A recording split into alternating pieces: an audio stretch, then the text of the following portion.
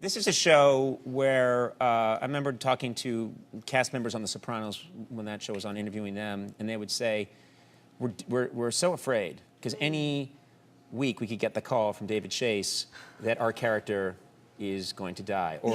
Or people on Lost were afraid that J.J. Abrams, they'd get the phone call, your character gets killed next week. The deaths are so surprising. How do you handle that? Because on your show, you never know which character is going to go. No, it's so funny because at the beginning of season 2, Glenn called to talk about character changes and stuff that were going to happen.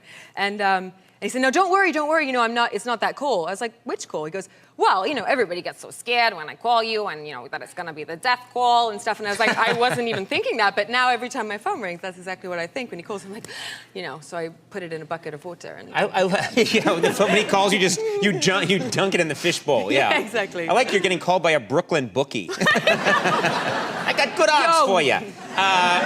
I'm making this zombie show.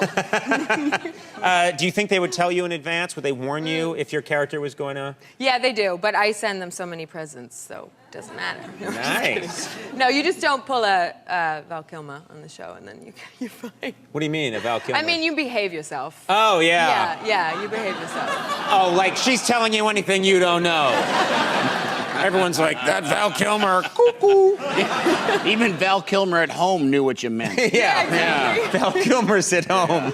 Yeah, she's right. Wearing antler ears, naked. Oh, yeah. Yeah, because he almost played someone on the show. That's not true. Please start some rumors while you're here. Yeah. Very quickly, we don't have much time, but I have to ask you, Javier Bardem was just here, and he's playing, in my opinion, one of the great Bond villains of all time. You ever think about maybe, would you want to play a Bond girl? You're so beautiful, you're a great, tough, you know, fighter.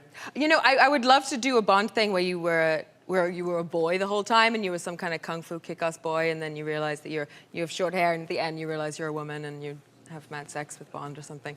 But wait a minute. You kind of wait, so your character doesn't know if she's a boy or a girl? That's what it sounds like. Huh? Oh. And then kissing. Yeah. That's a real twist. Yeah. I have no freaking idea. Yeah, and Glenn Mazzaretz calls you and tells you that's the truth, so. I would watch that film. I'll watch you do anything.